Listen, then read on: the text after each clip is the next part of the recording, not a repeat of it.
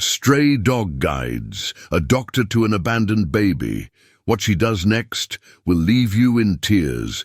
Dr. Sarah Albright stepped out of her clinic late that night, exhausted from back-to-back appointments. As she locked the door behind her, a sudden bark startled her. She turned to see a scruffy, strayed dog standing at the corner of the dimly lit street, its piercing eyes fixed on her. "Go on, shoo," she said, waving her hand dismissively. But the dog didn't budge. Instead, it barked again, louder this time, and took a few cautious steps toward her. Sarah frowned, clutching her bag tighter. Something about the dog's behavior felt unusual. It wasn't begging for food or attention. It seemed desperate. Against her better judgment, she hesitated, then took a tentative step toward it. The dog wagged its tail once, turned around, and started trotting away, pausing after a few steps to look back at her. It was as if it wanted her to follow. "This is ridiculous," Sarah muttered under her breath, but curiosity gnawed at her. What if it was leading her to someone in trouble? She adjusted her coat and cautiously followed the animal through the empty streets. The dog led her down a narrow alley, past old, crumbling buildings, until they reached an abandoned construction site. The air grew colder, and Sarah's heart raced. She hesitated at the edge of the site, the eerie silence pressing down on her. "Why am I even doing this?" she whispered, shaking her head. The dog stopped near a pile of debris, barking insistently and pawing at the ground. Sarah's breath caught in her throat as she approached. Then she heard it, a faint, high-pitched cry. Her eyes widened. Dropping her bag, she crouched near the rubble and carefully moved aside some loose boards and bricks. The crying grew louder, and there it was, a tiny baby, wrapped in a filthy blanket, its face pale and lips trembling in the cold. "Oh my God!" Sarah gasped, her hands trembling as she gently picked up the baby. Its cries softened as it felt her warmth. The dog sat a few feet away, watching her intently, as if ensuring she'd do the right thing. Sarah looked at the animal, her heart pounding. "How did you even find this baby?" she murmured, her voice thick with emotion. She had no time to waste. Cradling the infant close to her chest, Sarah stood and sprinted toward the nearest hospital, the dog following close behind. Little did she know, this was just the beginning of a night that would change her life forever. The hospital emergency room was unusually quiet for the night. Sarah burst through the sliding doors, cradling the fragile baby. Nurses and doctors immediately rushed to her side, their faces shifting from confusion to urgency as they registered the situation. "This baby needs warmth and oxygen right away," Sarah commanded, her voice firm yet trembling. She handed the infant to a nurse, who rushed it into the neonatal care unit. Sarah followed, her mind racing. Who could abandon a baby like this? And in such a dangerous place? Once the baby was stabilized, the attending doctor approached her. "Good thing you brought the child in when you did," he said, his voice heavy. "Another hour in that cold, and it might have been too late." Relief washed over Sarah, but it was quickly replaced by the weight of unanswered questions. She glanced outside the hospital window, where the stray dog was pacing back and forth, peering in as if waiting for her. Something about the dog wouldn't let her rest. After ensuring the baby was in good hands, Sarah stepped outside. The dog stopped pacing and stared at her, wagging its tail briefly before walking toward the street. "You want me to follow you again?" she asked softly, almost feeling silly for talking to a stray. But the dog barked once and started trotting off, looking back to make sure she was following, curiosity mixed with an inexplicable sense of duty. Sarah flagged a passing cab and gestured toward the dog. "Follow that dog, please," she told the driver. The cabbie raised an eyebrow but shrugged. "Weirdest request I've had all night," he muttered, driving slowly as the dog led them back toward the abandoned construction site. When they arrived, the dog didn't stop at the spot where the baby had been found earlier. Instead, it maneuvered through the site, leading Sarah to a small makeshift shelter hidden beneath a top. The smell of decay hit her immediately.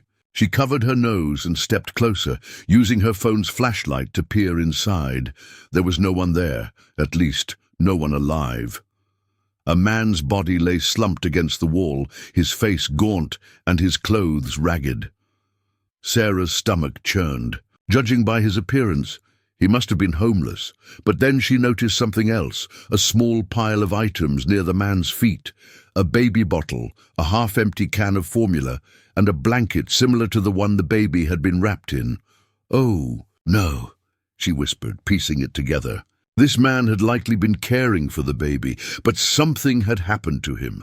A heart attack? Starvation? She couldn't tell, but the evidence was clear. This baby wasn't abandoned out of neglect. It had been loved, even in such dire circumstances. The dog barked again, snapping her out of her thoughts.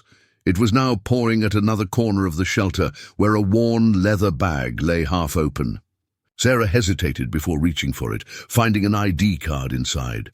The man's name was Mark Stevens. "Mark, was this your baby?" she murmured, her voice breaking. Tears welled in her eyes as she stood, clutching the ID. The dog whined softly, as if sharing her grief. But before Sarah could process everything, she heard a noise, footsteps crunching on gravel. She froze, her heart pounding. Turning her flashlight toward the sound, she saw two figures approaching. They were dressed in dark clothing, their faces partially obscured. "What are you doing here?" one of them barked, his tone sharp and aggressive. Sarah took a step back. I'm just trying to figure out what happened here," she stammered, holding up her hands. The second man noticed the ID in her hand and the baby items on the ground. His eyes narrowed. "That's none of your business. Leave." Panic surged through her. Were these men connected to Mark, or were they just opportunists? The dog growled low in its throat, stepping protectively in front of Sarah. "I'm not leaving until I know what happened to that baby," Sarah said, trying to sound braver than she felt. The first man took a step closer, but before he could say anything, the dog lunged, snapping its teeth and barking furiously. The men flinched, clearly not expecting such aggression from the stray. "Crazy mutt!" one of them yelled, backing away. Sarah took the opportunity to grab the bag and run, the dog following close behind. She didn't stop until she was back. On the main road, gasping for breath, the cab driver was still waiting. "Everything okay?" he asked, looking concerned. "No," Sarah admitted, her voice shaky. "But I need to go to the police station right now." The dog jumped into the back seat beside her, its tail wagging slightly, as if it knew the danger was over, for now. At the station, Sarah explained everything to an officer. The baby, the man in the shelter, and the mysterious figures. The officer listened intently, promising to investigate further. As Sarah sat in the waiting area, the dog curled up at her feet, finally resting. She reached down to scratch behind its ears, her heart swelling with gratitude. "You're incredible, you know that," she whispered. But even as relief settled over her, she couldn't shake the feeling that this was far from over. The next morning, Sarah woke up feeling restless. She had barely slept, her mind replaying the events of the previous night. The police had promised to investigate, but Sarah couldn't shake the feeling that she needed to do more. The dog, who had refused to leave her side, sat quietly by her bed, its expressive eyes watching her intently. "You know something, don't you?" she murmured, sitting up and stroking its fur. The dog tilted its head, as if urging her to act. Later, that day, Sarah returned to the hospital to check on the baby. She was relieved to hear the infant was doing better, but a nagging curiosity about the mysterious men lingered. She decided to revisit the police station to follow up on their investigation. At the station, Officer Grant greeted her with a somber expression. "We looked into Mark Stevens," he said, sliding a file across the desk. "He was a former construction worker who lost his job a year ago. His wife passed away shortly after giving birth to their child, and he fell into hard times. No family, No support system. It seems like he was doing his best to care for the baby, but Sarah's throat tightened as she flipped through the file, seeing photos of Mark's life before tragedy struck. He had been a proud father, cradling a newborn in his arms. But those men from last night? She pressed. Who were they? What were they doing there? Officer Grant hesitated. That's the troubling part. We found evidence linking them to a smuggling ring operating in abandoned areas like the one you visited. We believe they were using the site as a drop-off point, and Mark may have stumbled upon their operation. They could have threatened him, or worse. Sarah's heart sank. So he wasn't just a victim of circumstance, he was targeted. Grant nodded grimly. It's possible. We're working to track them down, but it'll take time. As Sarah left the station, she couldn't help but feel overwhelmed by the weight of it all. Mark had sacrificed everything for his child, and now his story risked being buried under the criminal activities of others. She looked down at the dog, who walked beside her with quiet determination. You led me to that baby for a reason, she said softly, and I'm not letting this end here. Determined to honor Mark's memory and ensure the baby's future, Sarah decided to take matters into her own hands. She contacted a journalist friend, Emily, who was known for uncovering local corruption. Emily, I need your help, Sarah began, recounting everything. Emily listened intently. This is big, Sarah. If those men are part of a smuggling ring, we need to expose them. And if Mark was trying to protect his child from them, people need to know his story. The two of them spent the next few days gathering information. Emily reached out to her sources, while Sarah pieced together every detail she could find about Mark's life. The dog, whom Sarah had started calling Buddy, was always by her side, as if sensing the importance of their mission. One evening, as they were going through old records, Emily's phone buzzed. She glanced at the screen, and her eyes widened. One of my contacts has a lead. There's a meeting happening tonight, at another abandoned site, not far from where you found the baby. Sarah's pulse quickened. We have to go. It's dangerous, Emily warned. If those men are involved, they won't hesitate to retaliate. But Sarah couldn't ignore the feeling in her gut. Mark didn't back down, even when everything was against him. I can't either. That night, Sarah, Emily, and Buddy arrived at the location, staying hidden in the shadows. From their vantage point, they saw a group of men unloading suspicious crates from a van. Among them were the two men Sarah had encountered earlier. Emily snapped photos while Sarah recorded the scene on her phone. Buddy growled softly, sensing the tension in the air. Suddenly, one of the men looked in their direction. Hey, who's there? Panic shot through Sarah as the men started moving toward them. Run! Emily hissed, grabbing Sarah's arm, but Buddy didn't run. The dog darted forward, barking ferociously and drawing the men's attention away from Sarah and Emily. Buddy, no! Sarah cried, but it was too late. The men tried to grab the dog, but Buddy was too quick, weaving between them and causing chaos. In the commotion, Sarah and Emily managed to escape and hand over the evidence to the police. When they returned to the scene with reinforcements, the men had fled, but Buddy was nowhere to be found. Sarah's heart ached as she called out for the dog, her voice breaking. Buddy, please come back! Hours passed with no sign of him. Devastated, Sarah returned home, feeling as if she had lost a part of herself. The next morning, as the sun rose, she heard a familiar bark outside her door. Rushing to open it, she found Buddy standing there, tired but unharmed. Tears streamed down her face as she knelt to hug him. You're a hero, Buddy. You saved us. The story didn't end there. The police used Sarah and Emily's evidence to shut down the smuggling ring, and Mark's story became a symbol of resilience and love. The baby, whom Sarah affectionately named Hope, was placed in a loving foster home, with Sarah vowing to stay in her life as a guardian angel. As for Buddy, he became more than just a stray dog. He became a loyal companion, a protector, and a reminder of the incredible bond between humans and animals.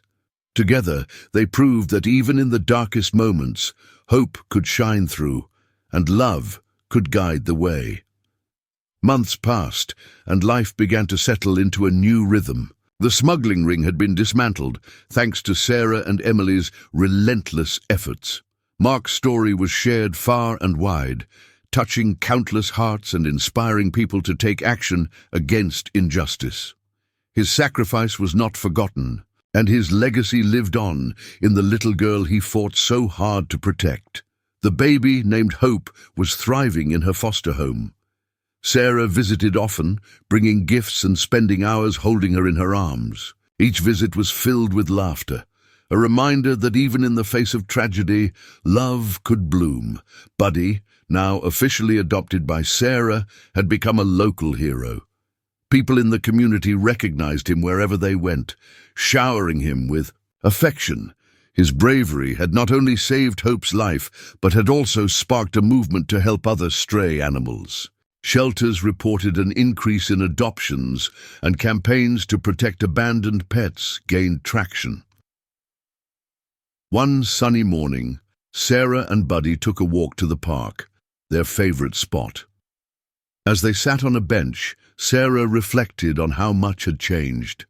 The weight of that fateful night still lingered, but so did the strength and hope it had brought into her life. She glanced at Buddy, who was lying peacefully at her feet, his eyes closed as the gentle breeze ruffled his fur. "You changed everything, you know," she said softly, scratching behind his ears. "If it weren't for you, I might have never found her. And who knows what would have happened then." Buddy opened one eye, as if acknowledging her words, and wagged his tail. At that moment, a group of children ran by, laughing and chasing a kite. One little girl stopped and approached Sarah with wide, curious eyes. "Is he the hero dog?" she asked, pointing at Buddy. Sarah smiled. "He sure is." The girl crouched down to pet him, and Buddy responded with a happy bark, his tail wagging furiously. "Can I be a hero too?" the girl asked, looking up at Sarah. "Of course," Sarah said, her voice filled with warmth. "Heroes come in all shapes and sizes. Sometimes it's as simple as being kind or helping someone in need, like Buddy did." The girl beamed and ran off to join her friends, leaving Sarah with a sense of fulfillment she hadn't felt in a long time. As the sun began to set, painting the sky in shades of orange and pink, Sarah and Buddy made their way home. The day had been ordinary in many ways, but the lessons of their journey were anything but. In the end, it wasn't just about rescuing Hope or bringing criminals to justice. It was about the unbreakable bond between a woman and a stray dog who refused to give up, even when the odds were against them. It was about love, resilience, and the belief that even the smallest acts of courage could change lives. As they walked through the door, Sarah looked down at Buddy and said, "We did good, didn't we?" Buddy wagged his tail in agreement, his eyes shining with loyalty and love. And in that quiet, unspoken moment, they both knew the truth. They had found each other for a reason. Together they had turned darkness into light and made the world just a little bit brighter.